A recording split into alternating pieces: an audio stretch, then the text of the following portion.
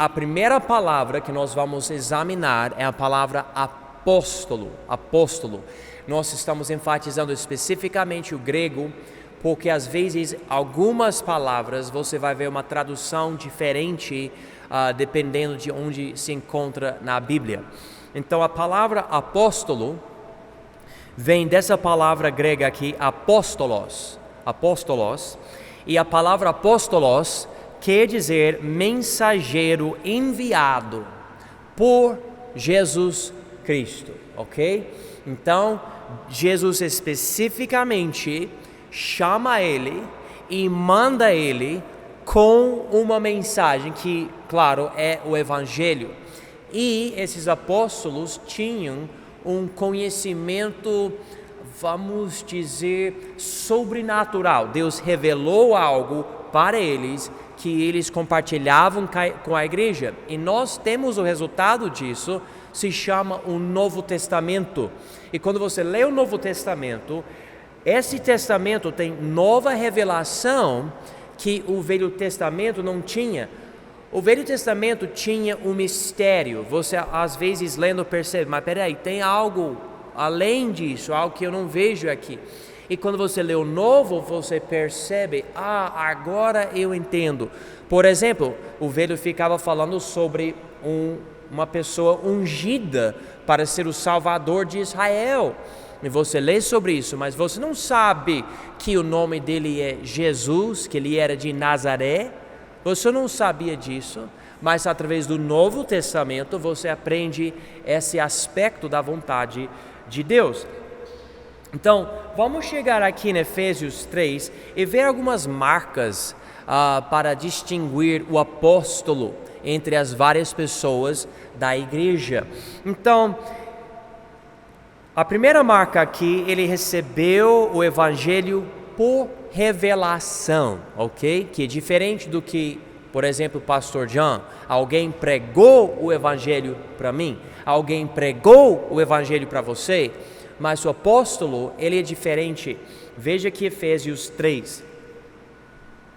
Por esta causa, eu, Paulo, sou o prisioneiro de Jesus Cristo por vós, os gentios. Se é que tendes ouvido a dispensação da graça de Deus. E essa palavra dispensação quer dizer mordomia ou administração. Deus deu para ele uma certa parte especial do ministério, ok?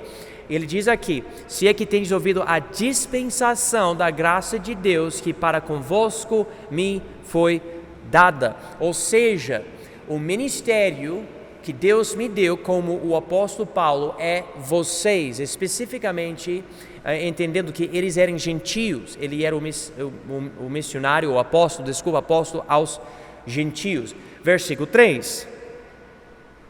Como me foi este mistério manifestado, olha aqui, marca a palavra, pela revelação, como antes um pouco vos escrevi.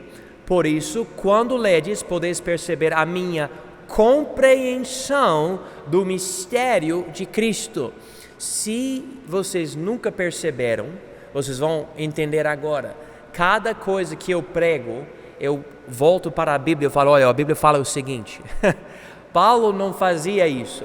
Paulo escrevia coisas, às vezes ele voltava para o Velho Testamento, mas ele estava escrevendo que Deus lhe deu. Muito diferente, ele escrevia escrituras, ele foi inspirado pelo Espírito Santo de Deus.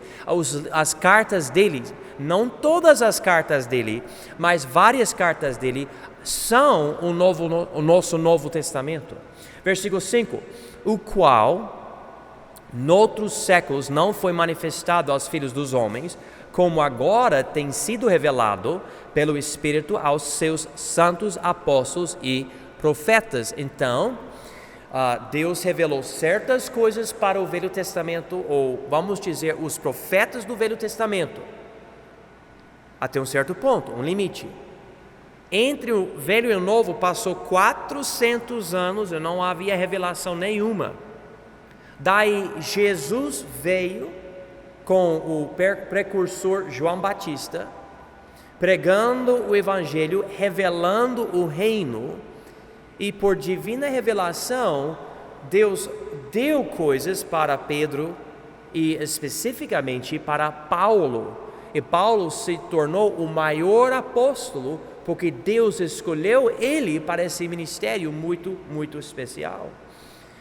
Versículo 6, a saber que os gentios são co-herdeiros e de um mesmo corpo e participantes da promessa que em Cristo pelo Evangelho,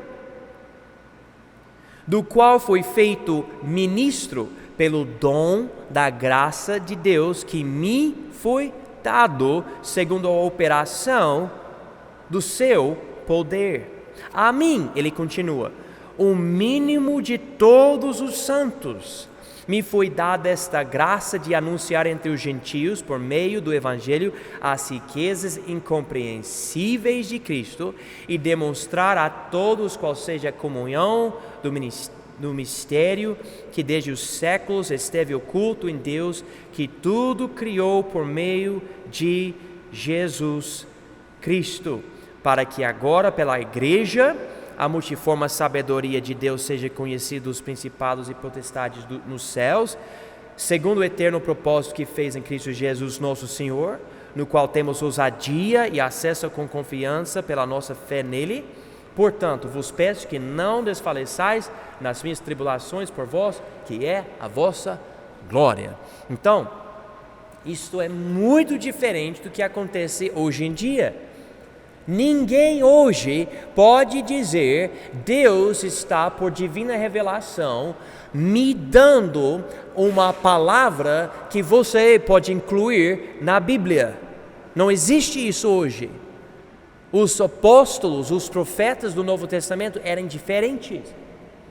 Cada vez hoje eu ouço um cara falar, eu sou apóstolo ou eu sou profeta, eu fico meio assim, me recuando um pouco, porque eu penso, como que você tem a audácia, a ousadia para usar um título desse? Eu aceito ouvir evangelista, missionário, pastor, diácono, beleza, até bispo, presbítero, ancião, tudo bem, mas falar que você é apóstolo ou você é profeta, isso é incrível. Porque essas pessoas receberam algo tão divino, inspirado, suficiente para incluir na Bíblia como as Escrituras inspiradas de Deus. Então, é uma marca. Outra marca dos apóstolos, vamos ver aqui, 1 Coríntios capítulo 9, diz o seguinte, versículos 1 e 2, não sou eu apóstolo, não sou livre, não vi eu a Jesus Cristo, Senhor nosso, não sois vós a minha obra no Senhor? Se eu não sou apóstolo para os outros, ao menos eu sou para vós, porque vós sois o selo do meu apostolado no Senhor. Então ele está dizendo aqui, vocês existem como um grupo salvo, ou seja, uma igreja, por causa de mim.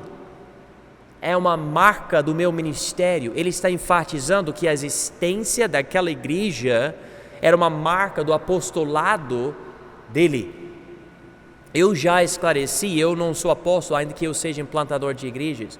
Vocês são uma marca do meu ministério que Deus me deu, mas eu nunca recebi por divina revelação novas escrituras. Eu não posso escrever o livro de 4 João, não, já tem 3 João, não vai ter 4, já acabou, não tem mais.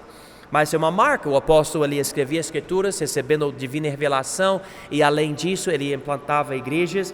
Agora veja comigo Marcos 16. Marcos 16. Aqui a Bíblia fala que Deus também abençoava os apóstolos com certos sinais milagrosos. Na verdade, no primeiro século havia, deixe-me até esclarecer mais, nem o primeiro século, uma porçãozinha do primeiro século tinha esses milagres, esses sinais, para estabelecer e autenticar as igrejas, as primeiras igrejas.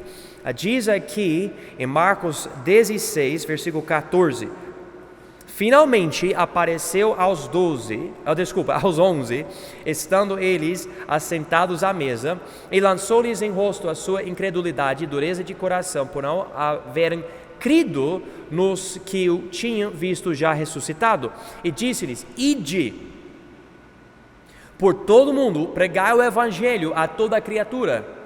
Quem crer e for batizado será salvo, mas quem não crer será condenado.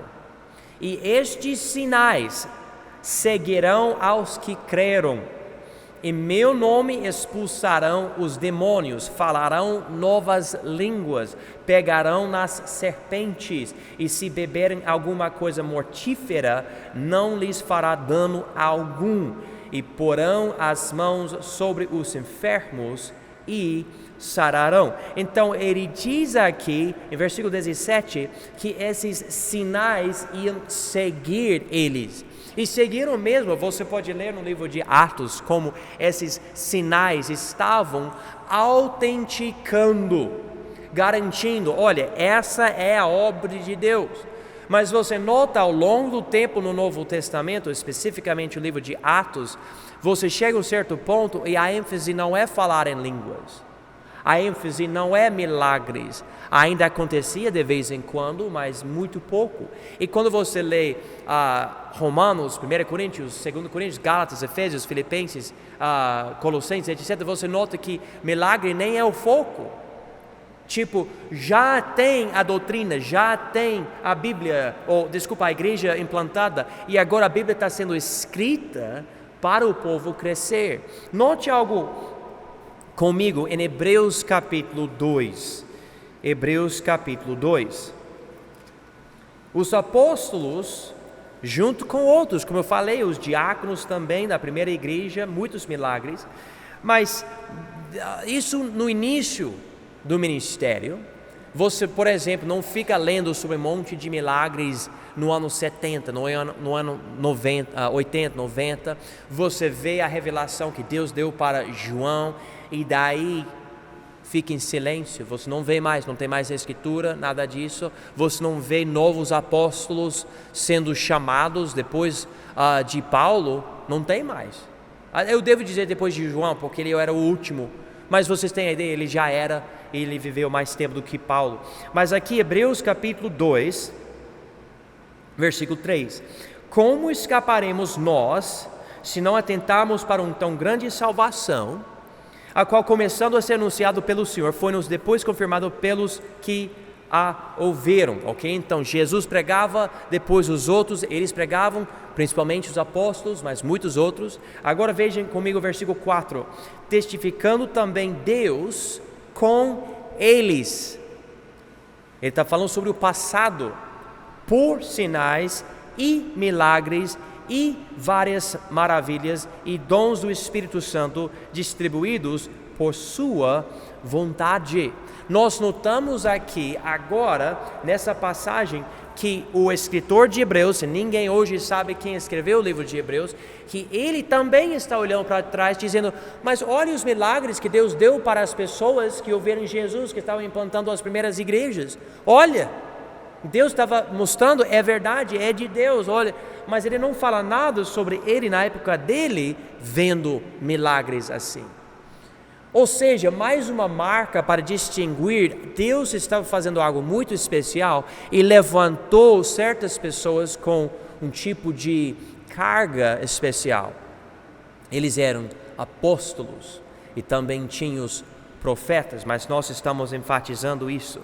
Nós então acreditamos que não existe mais apóstolos. Jesus ainda chama pessoas, as pessoas ainda podem implantar igrejas. Nós escolhemos usar a palavra hoje missionário ou implantador de igreja.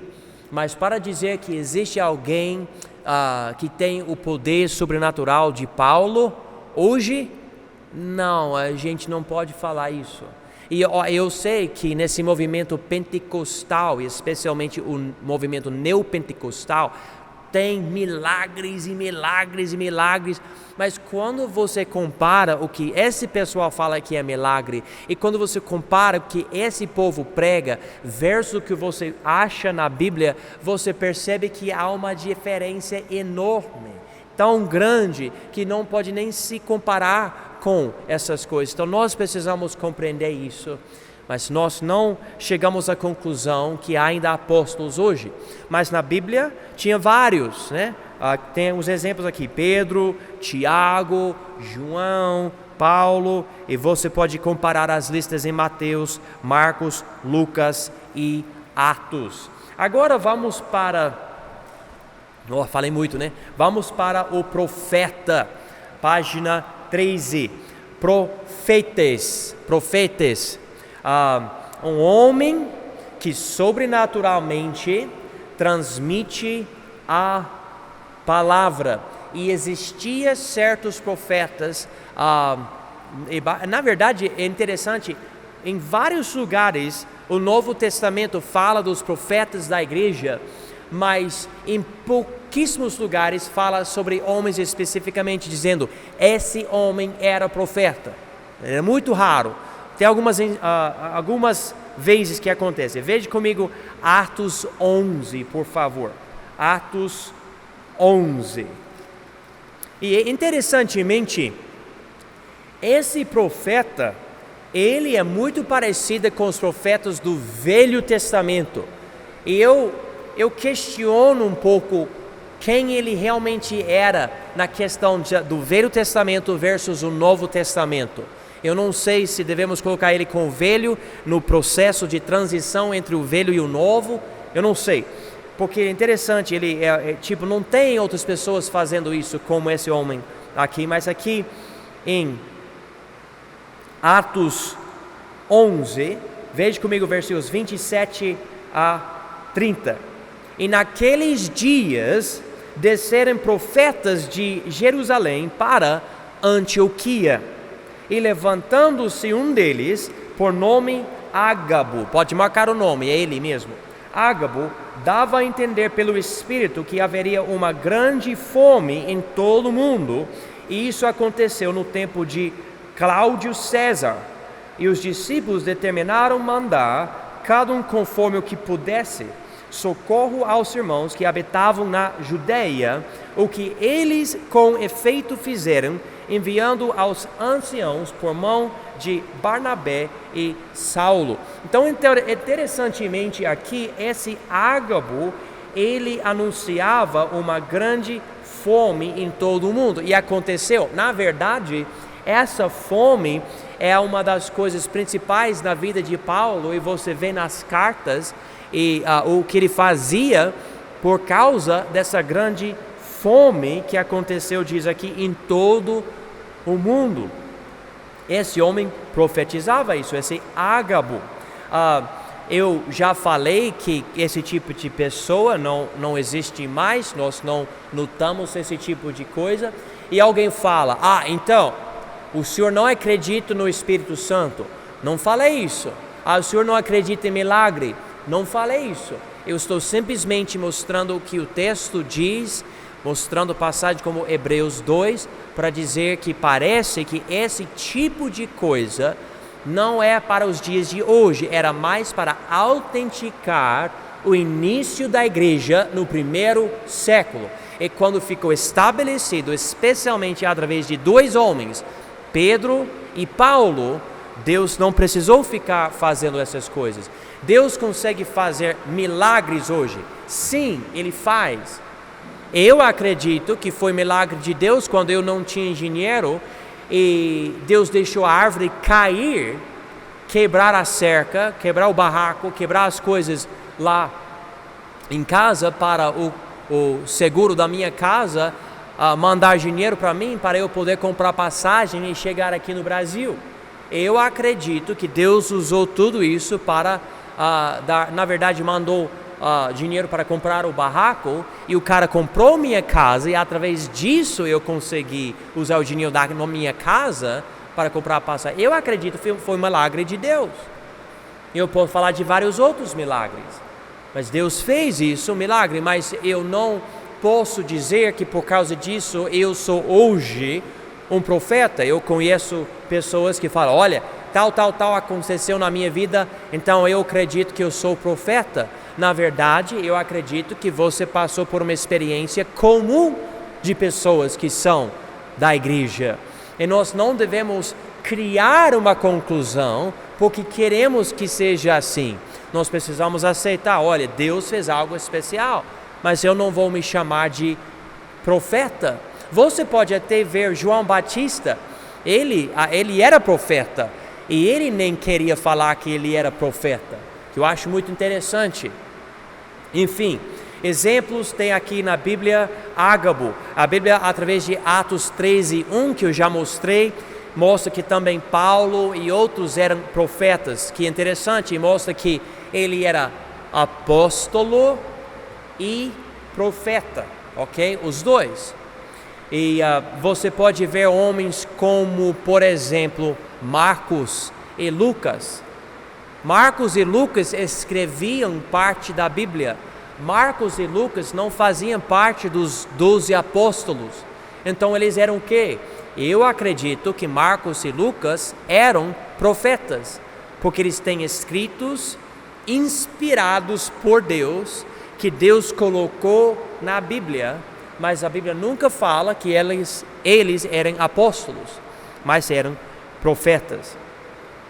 Tá? Então, hoje à noite eu vou terminar aqui e semana que vem nós vamos continuar a ver as outras palavras para evangelista, pastor, doutor, ancião, presbítero, bispo e diácono, coisas importantes, tá? E isso vai nos ajudar a entender por que as igrejas usam termos diferentes.